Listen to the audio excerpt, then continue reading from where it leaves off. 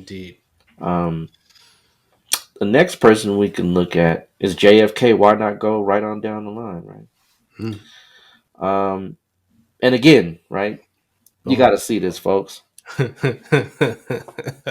a dead ringer, right? Yeah. It's right there, right? Uh, Mars and Mercury. Now, look, his ascendant is Virgo. His ascendant degree is 27 degrees, which puts him in a direct connection with Mars, which is the sublord, right? Which is the ruler of Chitra, right? And it's in the eighth. So the ruler of the ascendant, which is Mercury, and the sublord of the ascendant are both in the eighth house, right? Both, both, Hmm. right? So, you know, go figure, right? I mean, the person themselves are born, literally ascendant lord is there with Mars, and it's less. We're talking almost just a little over 2 degrees, folks. In this is a strong conjunction. So, as we were looking here, Mercury and Mars are conjoined in the eighth, and that's a big player when it comes to really understanding how this sudden event unfolds, the sudden death unfolds. So the ascendant lord and the eighth always have the ascendant lord and the eighth and Mars always to have a sambandha or connection uh, when it comes to these type of events. And so the last one we looked at with regards to Marilyn Monroe was real easy to see because Jupiter and Mars were sitting nicely in the eighth house. It's a little different for John because the dasha that he actually died in was Jupiter Saturn, right? Um, he died November 22nd, 1963. He was in a Jupiter Saturn, I believe Saturn dasha, right? Jupiter, right, is in the ninth, right? But if you look at Jupiter's degree, check the degree.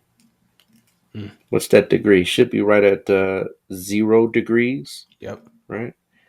So that 0 degrees cusp is really tight, right? I mean, it's really standing on the border of the eighth house, which is actually not very healthy or helpful with regards to Jupiter because it's been marginalized. So he has that eighth house, ninth house kind of feel.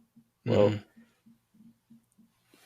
technically, if you look at the degree of the ascendant, it's at 22 degrees, 27 degrees.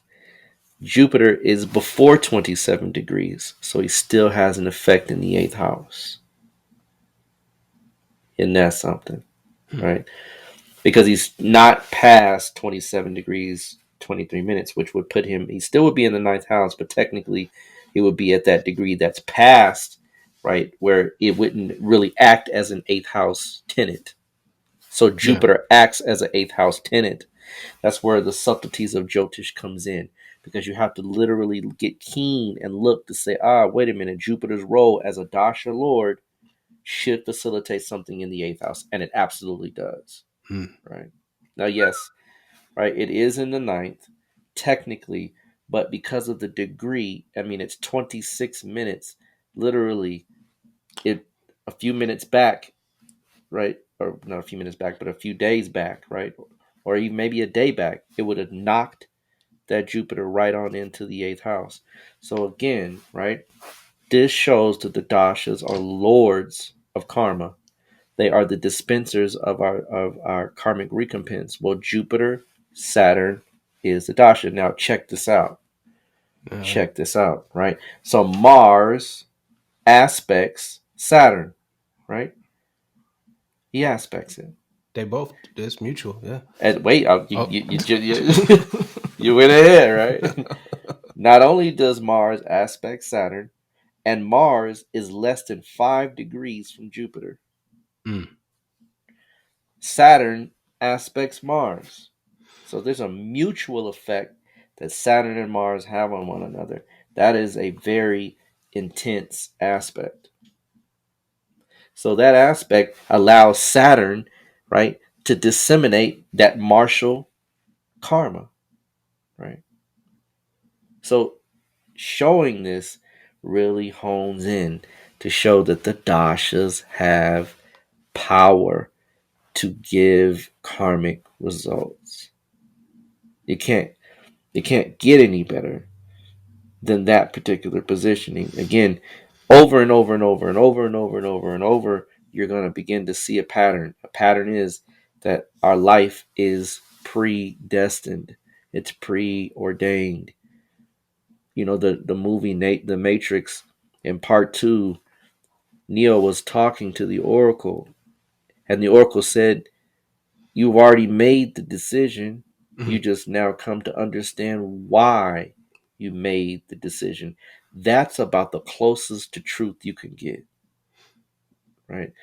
You've already made these decisions. These already have been carved into existence. It's like a book, right? If I could change the book at any point in the book, it wouldn't be a book anymore, right? Because it Yeah. would lose the context of the story of the book. Well, your life is the same way. Mm-hmm. Your life has a context to it. You can't just change the script overnight, right? Doesn't You can't just wake up and say, "Well, tomorrow I'm gonna meet Kamala Harris and I'm gonna go and I'm gonna be on her board of advisors," and not gonna happen, right? Yeah. Because there's a script. There is a ring past knot for us to deal with, and within that ring past knot, you have complete control, right? That is where you have control. But without outside of that ring past knot, you are bound by the laws of karma. And so showing that not only in the first example, in this example, we can clearly see that Jupiter, Saturn, right, would be the facilitator of some sudden, unexpected, and unfortunate event. Indeed. In fact, why don't we take a look at his D8 if we can throw that in there, just to kind of tag it on in, right? In fact, if you can go back, we can, or actually, because his D8's already here, right? Look Mm-hmm. at the eighth house. Look at the eighth. Look in the eighth. Mm. What's sitting in there? Mars, Mars. right? So again, right, showing directly that this is something that you have to consider, that the D8 is going to reflect back to the D1, right? That this is something that is going to take place in a sudden, unexpected way, right? Um,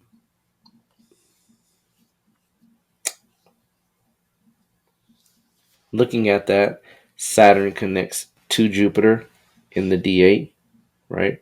From the connects to Jupiter in the D1 from the D8, right? So again, also showing the connection between those two.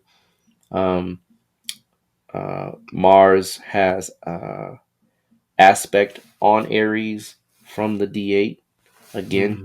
showing the connection between the martial propensities and the sudden outcomes, because the Sun and Mars, right, are Sambandha in the eighth, and there's Sambandha in the D1 as well, right? So they have a connection, meaning, right?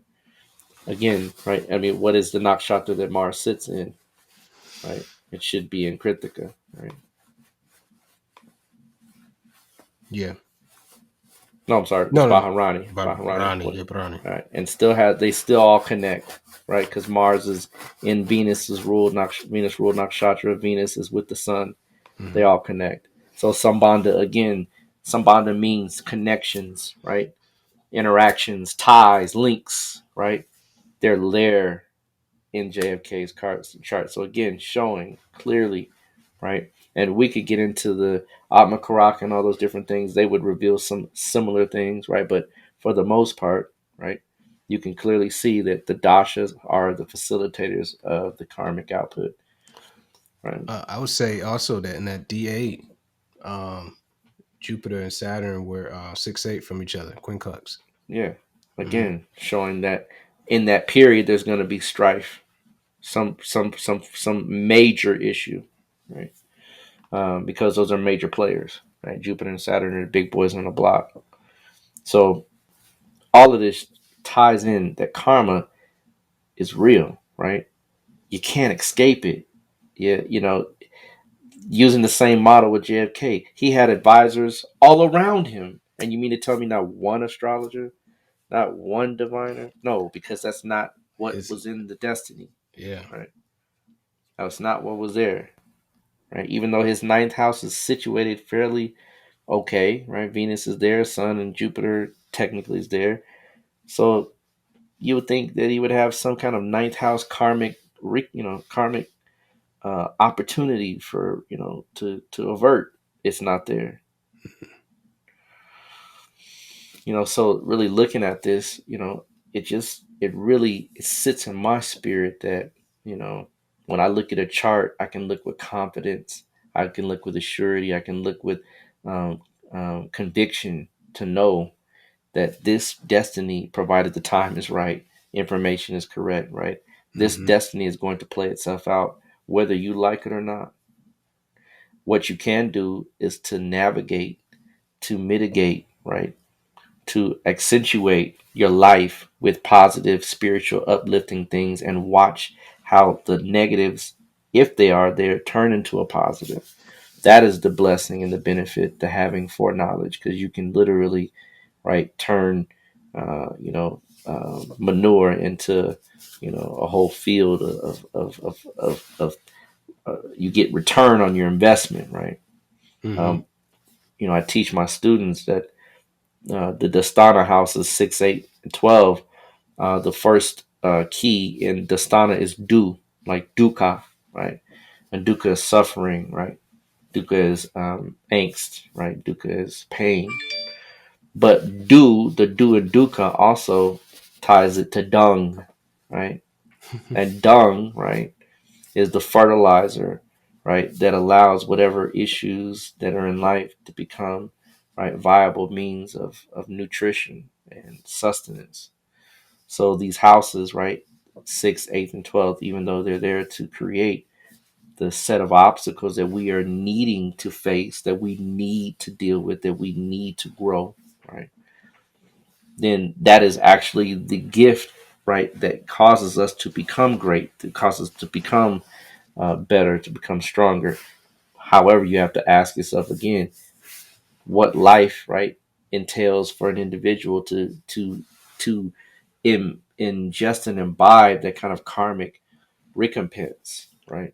That's a deep thought, and I don't want to take us into the depth of those thoughts, but just say to think about, because the conjecture is, and I don't want to say this is true, but the conjecture is you choose to come to this plane to deal with these things, right?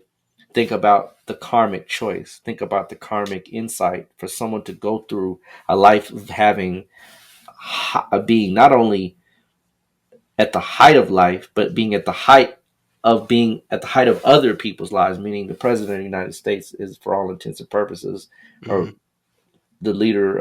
was the leader of the free world in the 60s. So, considering that, and to have that as a choice, quote unquote, a choice, that they chose to come in and deal with that.